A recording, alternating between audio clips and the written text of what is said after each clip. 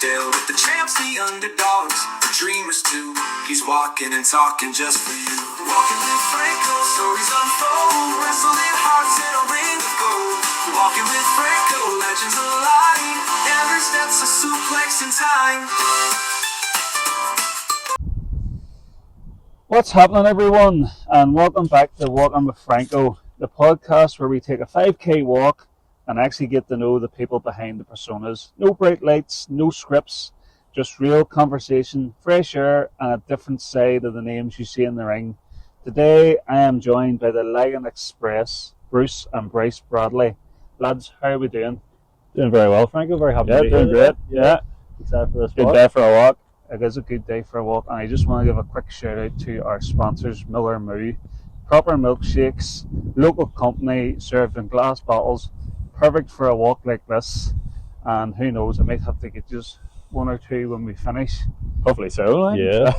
So Pick them all the time. Yeah, picked up a couple of them in the gym. They're tasty, like. The first question I have for you, which a lot of people would probably ask you, who is Bryce and who is Bruce?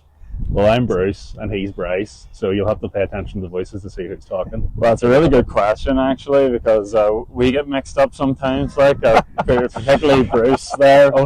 Sometimes forgets who he is. Seldom.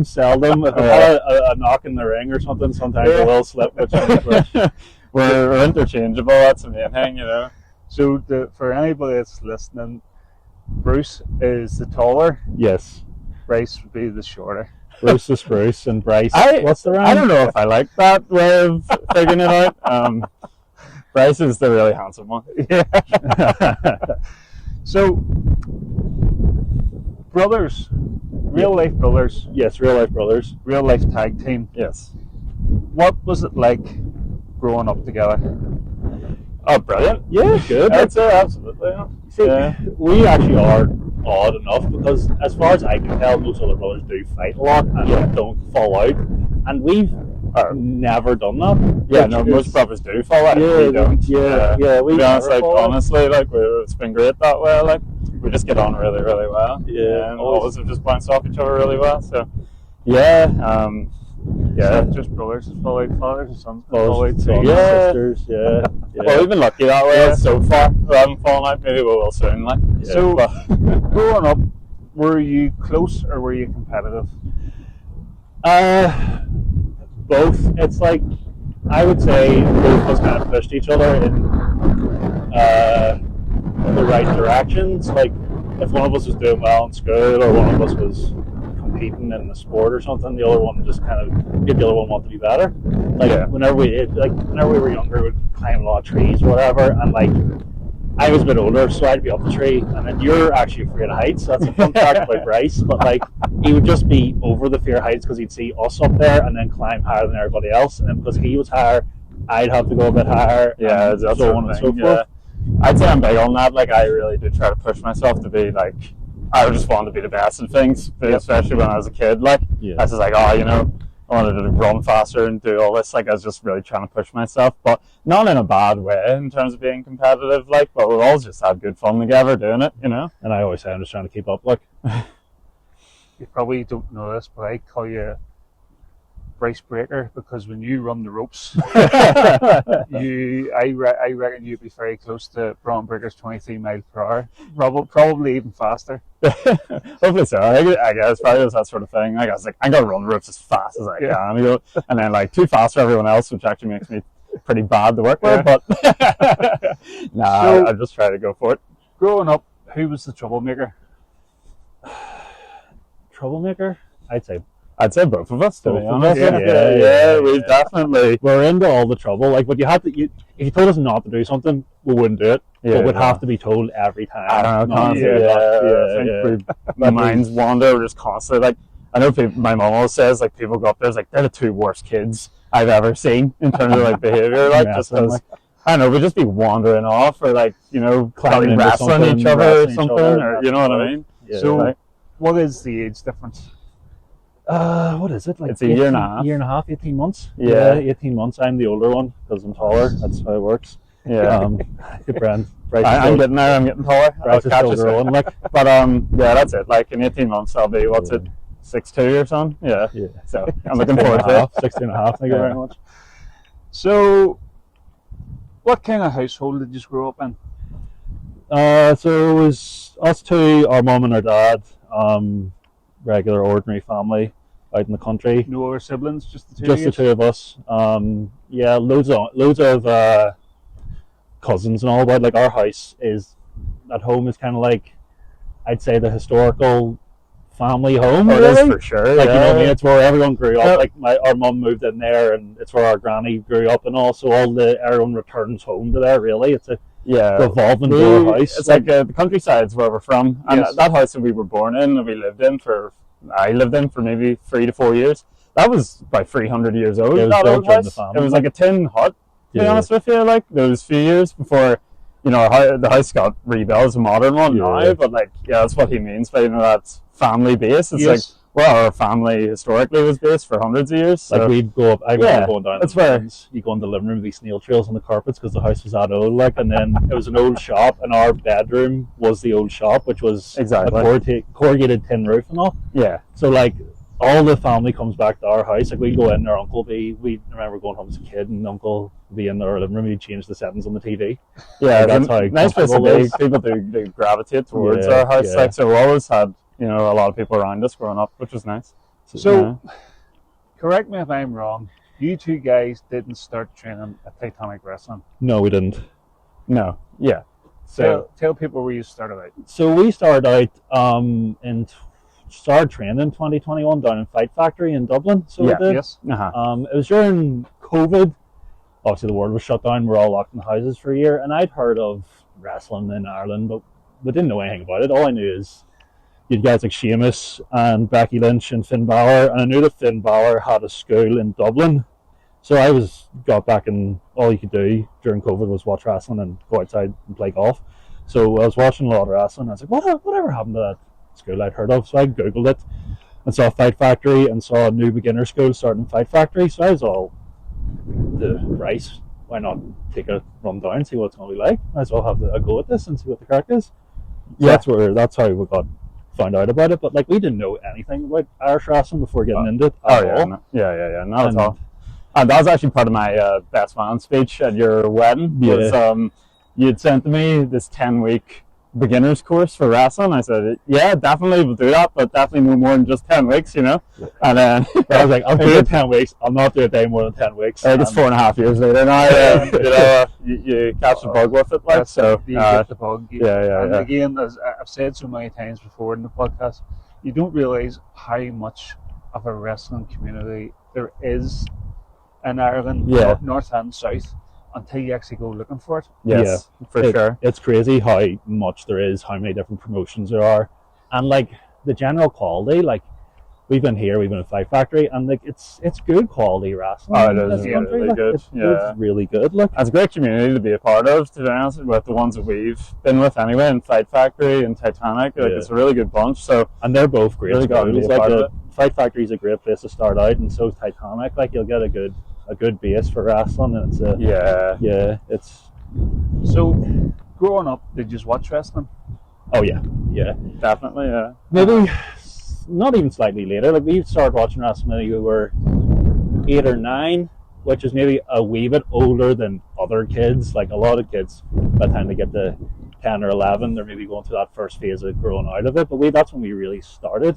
Yeah. Um, Yeah. I'd say I remember before watching it, like, memories of just seeing my cousins be playing, like, the games, Yes. And I remember, Mass Kane in the game, like this guy with the red all over him and everything, and just thinking, that's the coolest guy I've ever seen. Like, Yeah. how could that be a real person, that's a superhero.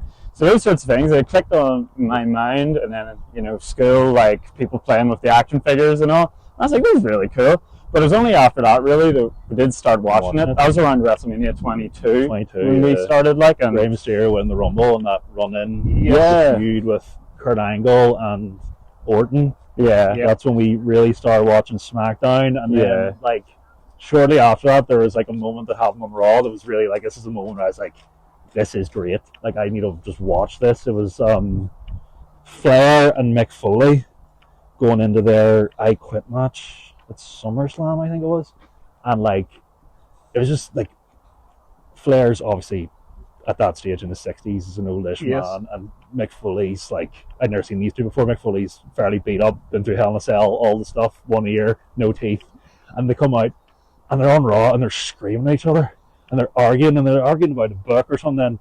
Flair hits himself in the head. He starts, opening up a wee bit in the ring, and like you're just like, what? Who are these two? Why are these two men who shouldn't be fighting? Yes. Like they're gonna go fight each other. And I was like, I was so invested in the story of that. I was like, that's what hooked me. I was like, what's gonna happen? Like It's hard to describe really just how invested, we got immediately with it, sort of when you saw that and saw them characters. Because I remember around, WrestleMania 22, it was like Rey Mysterio winning the world title. Yeah. And it's like, okay, like, how, again, is that a real person? That's a superhero, like all the stuff that he can do. I've never seen anything like that in my life. And then you get introduced, like my favorite immediately was like The Undertaker. Yeah. I was like I'm there as a kid, I'm like, you mean to tell me this guy here came back from the dead? And like, no one's talking about that enough. And like, the only other person I know that did that was Jesus. So I was like, we got another one right here. And I don't think this guy's famous enough. Yeah. So I was really hooked. I was like, this guy's is like a zombie. Cookies and cream, Miller Moon, we love you.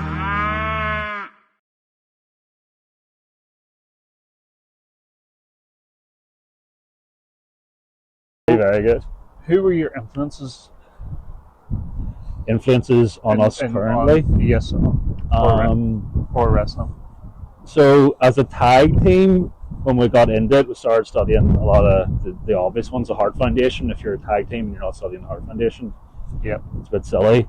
For us personally, took a decent bit of stuff from the Rougeaus. Yeah. A lot of style from that. In terms of like other wrestlers, I like Edge is my favorite wrestler of all time for the sheer fact of like how much hatred he generated when I was a kid, and just the despicable things he do, and even how he goes about the ring, how he holds himself, and just his energy, his facial expressions, all that kind of stuff. Yeah. I like a bit of Hardy Race too, and Triple H, Yes. and then Bryce. And Yeah, I'd say for sure Edge. Like growing up, like there was no one we hated more than Edge. There was nothing good about him. He was just the worst person you could meet. And like I feel like that's what we want to do now. Is like when we're out there, like we're trying to go to war with the crowd.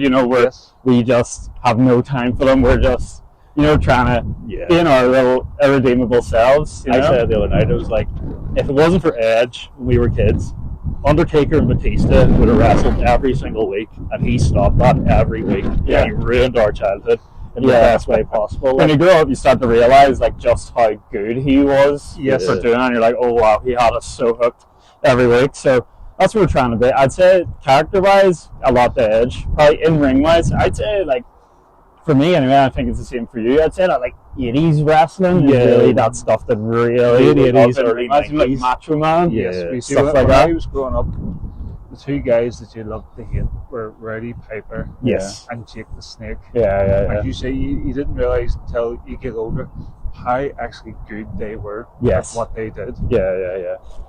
So, you said 10-week training course, not doing any more than that there. You're 4.5 years in. When did you decide we could do this and we could probably be a tag team? Well, I think right away we're going to be a tag team, because you looked around you, but like when you kind of look around us, there's no actual brother tag teams that are legit brother tag teams, and we're in this together, so we're hardly going to go off and do single stuff on our own initially, and also kind of gives you that bit of comfort, especially when you're starting out, that you have someone there you can rely on, Yes. you can trust, that you know's in the same boat as you. So that's the tag team was instant enough, but That's it. I feel like I get so much more out of it being a tag team with you than if I were to do it on my own. I don't think it would be the same amount of enjoyment or satisfaction. satisfaction, because it's so much fun like doing it as a tag team. I also feel like tag team wrestling is something that like I think should just be promoted more. There's not enough of it now, so it's nice to sort of be part of a tag team, and like Titanic Wrestling I feel as well promotes tag team wrestling really well, like so much better than probably the vast majority of places, and there's so many good tag teams, so it's great to be a part of that. I feel like we've got extremely lucky actually to be in a place where tag team wrestling is so prominent on all the cards. Like, we have a lot of, not we'll go into this more detail later, but we have a really good, solid tag division. That's All it. the time with a bunch of teams that, like, everyone has their own niche, let's say, but they all, like, do their own thing. They all complement, they all add to the division, and they're all interesting. Yes. And there's, like, good depth. Like, none of us, like, the bad guy teams and the good guy teams all exist and coexist, and they don't tread on each other. Yeah. No one's doing someone else's shtick, or no one's, like, compromising somebody else by doing this. We all, like, it's a really good tag division. Yes, exactly. Like and it's not just other places. Maybe like there could potentially be one tag team story revolving around the championships. Yeah. You know, that's maybe all you'll get. Titanic, you get multiple layers of, you know, from mid card to, you know, the tag. It could even be the main event being the tag match. But on every show, you probably have, you know, 2 or 3 different tag matches that are keeping that division going at multiple levels. Yeah. And it is, like you said, interesting stories the whole way through, you know. Yeah. So it's great to sort of be a part of that. And I know that's sort of like a thing for us.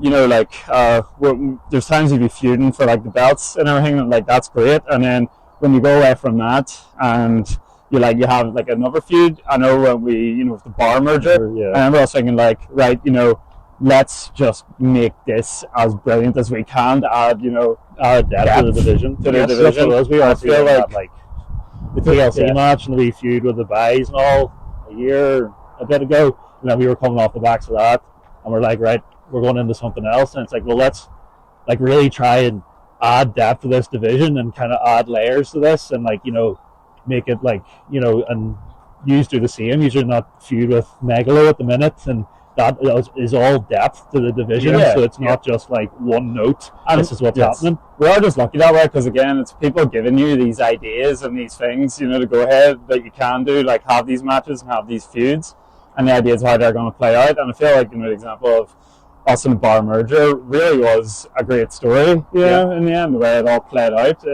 So it's great that, you know, we have that. And we're able to put our creative spin on what we want to do and be like, well, what about this, and fire back and forth and have ideas and see what. Yeah. That's one of the good things about Titanic Wrestling too, is you have that freedom. Yeah. Yes. And I find too, if I'm thinking of something, I'll always go and ask a certain person, I'll not name his name, but I'll say to him, what do you think of this? And I go, yeah, or stupid. Yeah. Exactly, yeah. Or like, those people will be like, what if you do this? And you can be like, well, what if we did this instead? Yeah. And then they can be like, yes, no, sure. And it's all, you know, Yeah. discussion. I'd say Titanic as well is very story driven. You know, it's not just a matter of matches get put together. There's not many one-off matches where it's just like, oh, here's a match and we'll forget about that again. It's like everything sort of has, you know, an angle to it and a story where it's constantly like moving along. I feel like we get a lot more satisfaction out of that. Yeah. If it was just like, you know, one-off matches over and over again, then it would just be like, I don't know, the creative side of it wouldn't be as satisfying. It does. It gives you something to sink your teeth into, more so than just like, we're just going to go out and do a match and whatever, like just moves and all that. You're always trying to build to the next one and make it bigger and better. Yeah. Yeah. So, the Lagan Express, where did the name come from? Almost nowhere. Yeah, almost nowhere. We were Yeah. trying to. We weren't really happy with the Bradley brothers. I thought it was maybe a wee bit not generic, but there's a lot of teams in wrestling that are just this brothers or that brothers or just, and it was just a name. It didn't really stand out. So then, obviously, in wrestling, there's a lot of history of teams being like the Express, Midnight Express, Rock and Roll Express, Lex Express. That's not a tag team, but so on and so forth. So we're like, well, we'll just add something onto that makes it stand out. And then we're obviously from the Lagan Valley. It's the main river runs through Belfast and all through Northern Ireland. So we're like, why don't we just do Lagan Express? And we workshopped a couple ideas, but that one just seemed to roll off the tongue, right? Yeah. Yeah, I think we got stuck on Express first. We were like, it should be Express because, again, do really love like 80s wrestling and things like that, and Yeah. it is like a name from that time. Trying to be a wee And bit we're like, throwbacky. right, I haven't heard of a team that's had that name in a long time. So, and it's nice, we like it. So we're in for Express, but then we're like, what would the first part of that be? That's be, you know, something Express. And again, it was just sort of that Lagan sort of means something to both of us. So we're like, it sounded right. Yeah. So we went with that one in the end. Yeah. Now, I know you wear ring jackets, Yes. and I like to think of myself as a very observant person. You have a patch on your ring jackets, a name. Yes. You want to tell people what that's about? Yes, so on the right sleeve of our jackets, if you notice closely, we have a wee patch for one of our cousins, Gareth, who a few years ago he passed away, and he was one of our biggest fans. Really, I know we have Rex Tyler now, but before Rex Tyler, Gareth was really the third member of our group. He I'm not going into too much details, but he was had a heart condition his entire life, so he was never able to do wrestling. But he loved wrestling as much, if not more, than us. When we started training, it was everything. He wanted all the details. He wanted to know everything that was going on, all our matches, what happened, how they went to. He went to a load of them, and would bounce everything off him. He was an echo chamber for all our thoughts and what we were doing and where we wanted to go. And you could, like, if we're struggling with this or that, you'd be like, what do you think about this? What do you think we should do? What's your opinion on this? Even just, you watch Raw and you just ask him, what do you think of Raw? And he'd give you an opinion. And he passed away a year or two ago. So whenever that happened, we got the patches and put them on our jackets just so we always have them out there with us. Oh, that's a really, really nice touch. Really nice touch. So, obviously being brothers, other than being a brother tag team, what makes us different from all the other tag teams in, for instance, Titanic Wrestling? We're mean and we're nasty, and I don't just that sounds very cliche, but it's true. We're going out there, and first and foremost is the win, and to make everyone hate us as we do it. Like, that's the big thing. I think a lot of wrestlers are interested. I think across the board, it's not just Ireland, everywhere. They're like, they want to be too hated. They don't want to be like, they still want to go and sell a T-shirt or like have fans like them or whatever. Our first and foremost thing is to get the job done. Yes, no matter what. We don't care. You know, we're going to war with like the fans when we're out there. We don't care one bit about, you know, I think some other people, like, they want to do something that's like flashy, and people are like, oh, they're a good wrestler, or they're cool, they can do a cool move, like, you know, just things like that, or like they want people to like them in some sort of way. You know, like, we have no interest in that whatsoever. Like, we're going out there, you know, to just fight and, you know, trying to hurt these people and trying to, you know, hurt the feelings of the fans too. Like, we don't care one bit. We're not interested in being redeemable in any sort of way. We're just trying to win. And, you know, that's the priority for us. It's not a matter of having anyone thinking we're good wrestlers. I don't care if anyone thinks, oh, that guy's cool, or he knows what he's doing. No, it's just, you know, that guy is what he is. He's a horrible person. He just wants to win, and he'll do anything to do it. And we don't care one bit about anyone else except ourselves. Yeah. So, who carries the team, or is it a 50-50 split? It's a pretty close to 50-50 split. There's things that Bryce is really good at that not their holes in my game, but things I can improve on. I think likewise, there's things that I'm very good at that Bryce isn't necessarily as good at. So you can It's one of cover each other's. being in a tag team. There's somebody there to. That's right. Like, if we having Jack over there, I have somebody else to lean on and if you need help out whenever. For sure. I'd say in many ways we're sort of fairly different in like the way we go about things, but it's the same general idea. I'd say like Bruce there is really like the brain and creativity behind many, many things. You know, if we're thinking about what we're going to do in our matches and everything like that, I feel like he has a million ideas. A lot of the time that sort of just gets bounced off me, and I will say, like, you've Yeah, got your certain- interest on it. Yeah, maybe we could do this instead, you know, or say no to certain things. But Scaffolding a lot of the time, and he'll workshop it and figure out what's the best way to really do it, because it's just like, well, I kind of want to achieve this, and he'll be like, well, we should maybe try this instead of that, and it's maybe not exactly perfect, but yeah, you're more of a waterfall of ideas, and then I might sit there like silently for a while, and then just be like, yeah, but what if we do it this way? Would that be the best way of doing it? Yeah. And sometimes it is, yeah. But yeah, no, we work well together. Do you think you click as a team? Did you always click, or did it take time?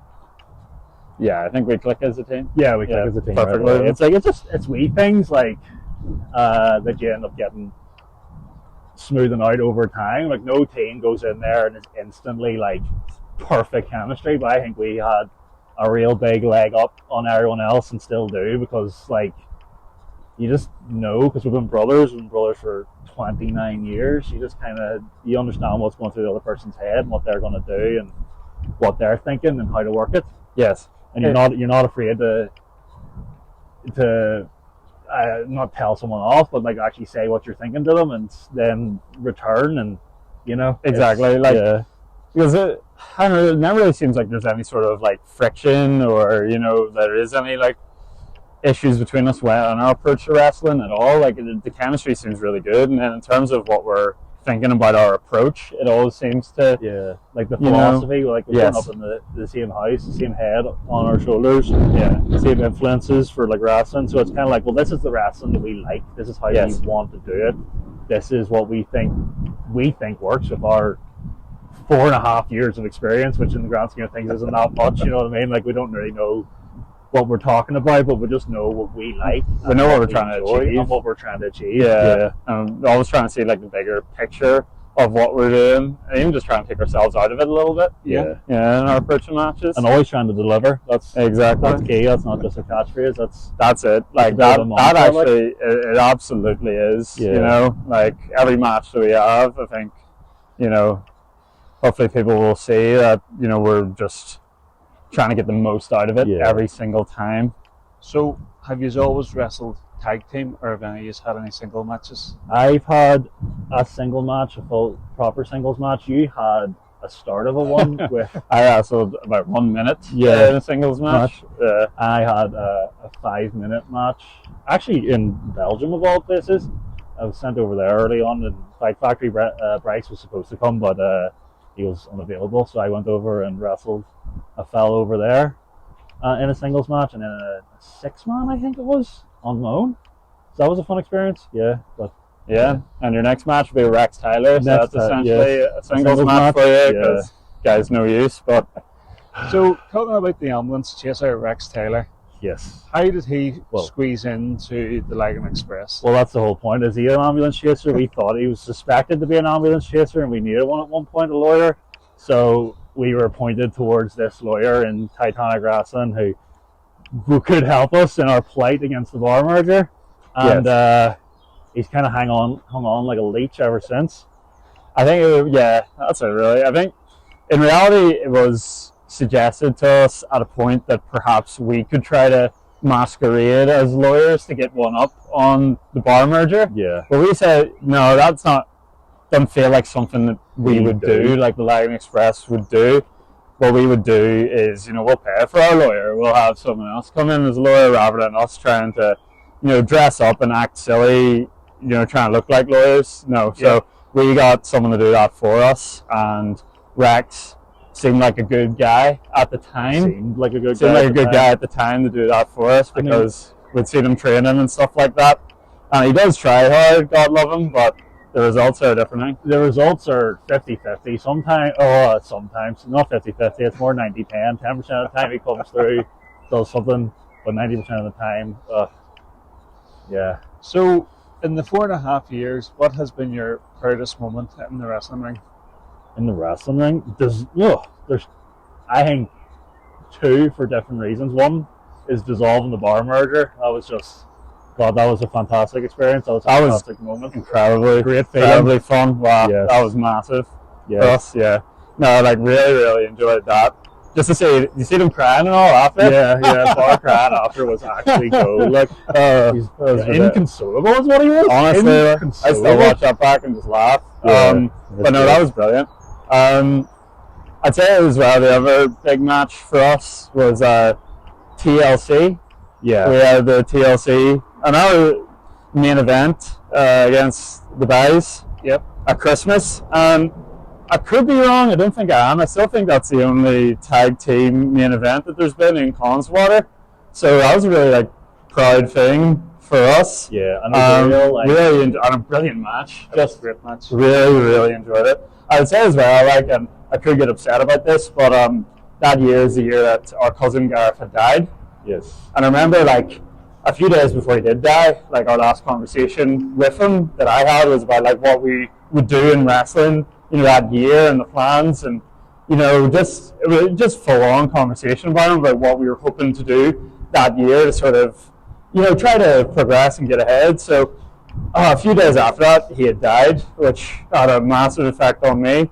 It made me feel though that we did so much great stuff following that. It was really brilliant, and to finish off the year in a main event in such a big match that came across so well was a massively proud moment for me, because I feel like we really had achieved everything that I did want to achieve that year, and he would have just loved that. Yeah, he would have loved all the hate and all more than anybody else. He just wanted to be our manager. He wanted to go out there and he wanted to rile them fans up. He wanted to just let them know how useless they are. That was always what he had pictured for himself. We're not to say he would have given Paul Heyman a run for his money. The guy, one of the best talkers I've ever met. He really would have been good at it. Everyone in Titanic would love him too. That's the thing. But we were he can't ever take a bump, so we're kind of protecting him a wee bit in that way. We didn't want him, but he could have definitely slotted right in Titanic, especially now with what we're doing and everything. But I feel he would have been proud of everything we're doing now for sure. That whole feud with the Bryce, it was really satisfying. I know we didn't win that TLC match, but all the cheating and all that they did the whole way through that and everything, and us having to steal the belts to get noticed, to get people to actually pay attention to what we were doing. And then the match, even though we did lose, we really took them to the edge, took them right up to that line and give them everything we had. And really beat the crap out of KMK. It was always fun. We're always fun. Yeah. So, for the two of you, what has been your biggest challenge in wrestling? Biggest challenge? Everyone says about slowing down and taking your time. Yeah. That's it. I've watched a few of your podcasts, so I almost hate to say that, but that's definitely it, because everyone else says it. Everyone else says it. But, in terms of any, doing more is actually another thing, too. Yeah. I tend to, like we said, Bryce is uber athletic, and I can do a lot of stuff, and we, a lot of time, choose the less is more approach, to the point where we might actually need to do more moves and more stuff and more flashy, just a little bit more. That was another thing, trying to find that balance of putting, because a lot of people when they start out, and we were maybe a wee bit guilty of that, you just want to do this, I can do this move, I can do this move, I can do this move, and then you're wait, strip it all back, what do you actually need to do? And at one point we did strip it back to the point where we weren't doing as much as we needed to at the same time, so it's just trying to find that balance. I think that's it. That serves the outcome of the match that we're trying to get. Yeah, there's definitely an expectation with modern wrestling of you're going to see a big athletic performance and just a load of spectacular things for people to watch. So I think to a certain degree you need to give a little people a bit of that expectation. At the same time, though, personally, I think moves are pretty pointless. They don't really serve any. They're not at all the main thing. They're just part of it. It gets you from A to B, but really what you're trying to get to is those emotions and things like that. So it is just that, You know what I mean? Like The that's emotions what of I a get match and the enjoyment emotions of out winning a of. match. Like Yeah. again, for me, it's like it's going to war with my opponents. Like it is just that viciousness that we have when we get ahead. It's like, you know, getting out of court, just being as vicious as you possibly can be. And, you know, I just want to beat people up in a hateful way. And going to war with a crowd, as I always say, it's like when I'm out there, like I just hate every single one of them. And that's my priority. Yeah. You know, in terms of the moves I'm doing, no, that's just a way for me to hurt people. And, you know, you're going to do it in, you know, a vicious way, a vicious move, a powerful move. But it doesn't really matter what that move is as long as it hurts. It's like trying to win and trying to stick in people's minds. Like with the feud with the guys again, to bring it up again, but like a year or so after that match, we were in Newton Ards, and we were on the first half of the show, so we were free to walk about at intermission. So we went about at intermission, and some wee kid came up to us. He was, "Oh, I hate you two. Can't stand the two of yous," or whatever. Like, "Oh, why?" And I thought he was going to be like, whatever match we had that day where something happened, we did something nasty. He's all like, "You stole the belts off the guys," and I was like, "That's another like really moment I'm really proud of, because that was a bit of time removed, and that kid remembered that and remembered the emotion, remembered hating us, and stuck in his head, and that's what it's all about. Not Yes. we've done anything all that great in wrestling, but wee moments like that are very, very satisfying when they do come. Like, Yes. I remember early on when I was wrestling, and like, again, I would, because you'd learn all these things in wrestling, you begin learning it as if it's like a martial art. You know, it's just purely like the motions of it. Yeah. And you're trying to do like the most impressive move or impressive athletic thing that you've learned to do in the ring. And you get this idea in your head that like, oh, when I do this on a show, everyone's going to love it. They're going to be like, oh, wow, look what he did. And you do it. And like, it's just silent. Like, no, all right, no one cared. Okay. You know, but then it's, when you really just find that way of actually engaging with people without thinking, you know, a move's going to do it, then you actually do start to get that engagement, I find. So that's really been the transition there. So, what's the ultimate goals for the Lagan Express? the Titanic Tag Team Championships. That's it. We want to be tag champs. We want to be good tag champs in our way. We want to do it our way and how we feel it should be done. With really good champions at the minute in Stars Align. One of the few tag teams we're true, I don't want to say fans, but respecters and admirers. Probably. We have a lot of respect for the Stars Align. They're a great tag team, but everyone's going into that position. Everyone wants to be the tag team champions. We want to have a good, strong tag team run if possible, and really establish Titanic and continue to establish Titanic. And yeah, build out the brand and make Titanic stronger. Like if this is Titanic Wrestling's our chief focus at the minute. If other people come along and want to put us on their shows, we'll deliver for them because that's what the Lagan Express does. But like, because Titanic's given us so much, we want to give back as much as we can. Really try and do a good job for where we're wrestling. That's it. The key focus for Lagan Express is to always deliver. Yes. That's what we do first and foremost, okay? The tag belts are obviously going to be the focal point of everything that goes on in the tag team division in Titanic.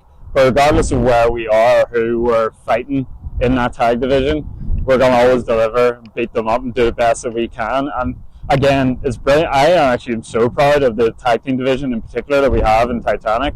I think you'll struggle to find a better tag division anywhere. Yeah. Like anywhere. You honestly, you look at any shows, even the ones you're seeing on TV, and like, do you really care about, you know, multiple stories that are going on within a single tag division on their shows? Probably not. But in Titanic, people are given things that they can invest in.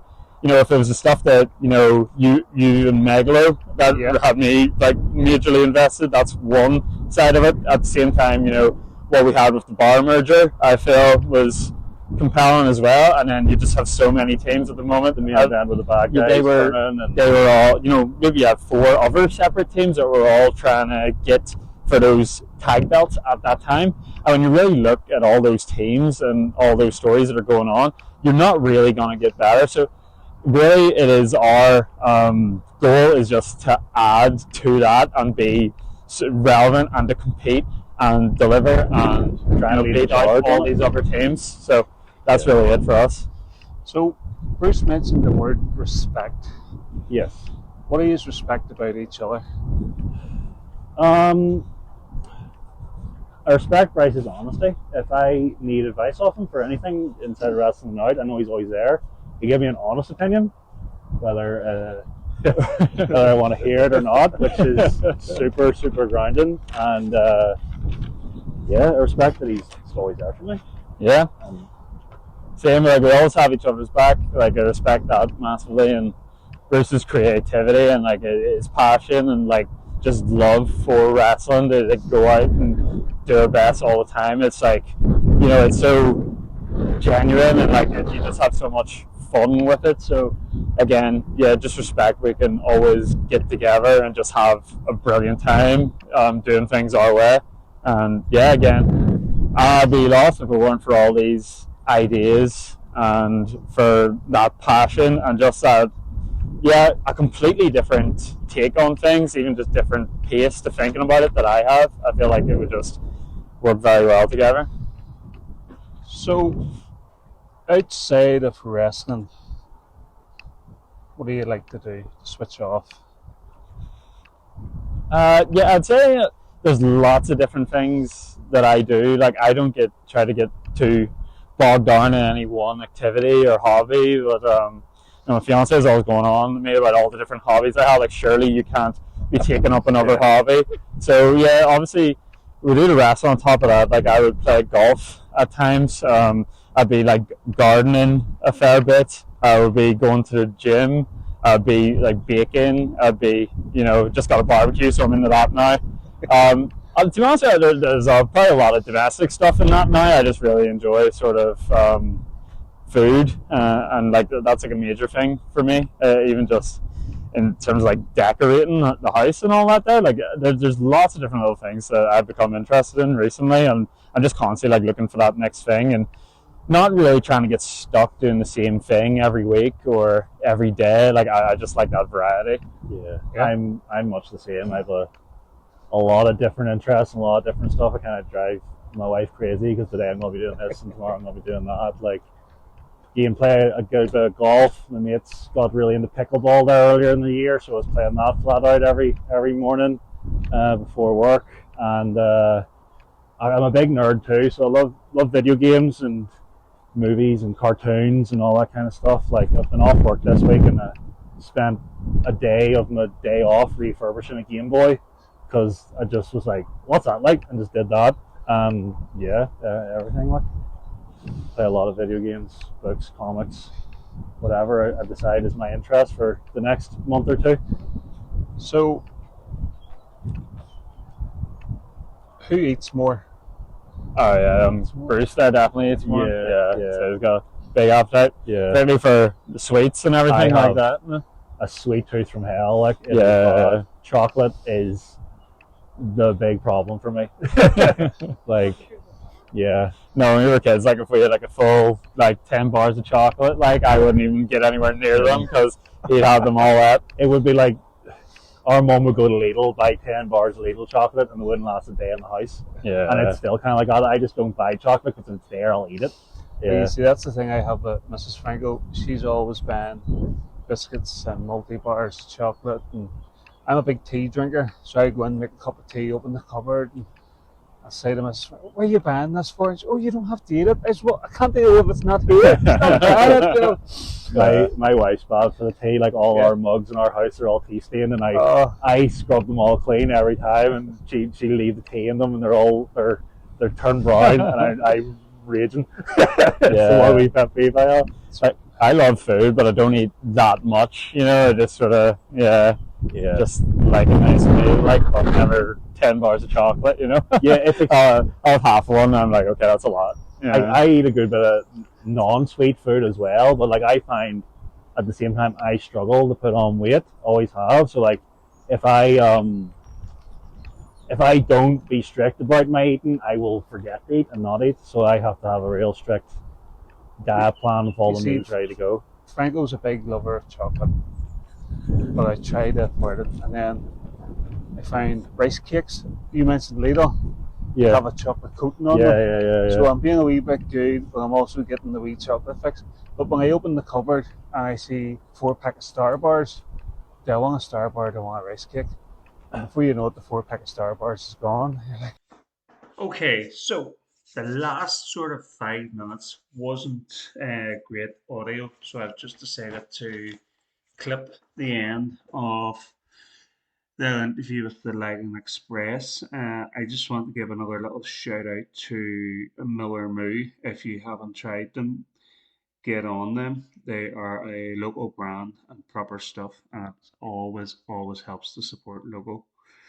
Uh, so basically, that was us wrapping up the 5K. Bruce and Bryce, the Lagan Express. I really appreciated those guys coming on. It was great to get to hear all about them growing up and how they have progressed in their wrestling career. If you enjoyed this episode, please follow, share, and keep walking with us. I've been Franco, and I will catch you on the next one. And keep an eye on the socials for next week's guest.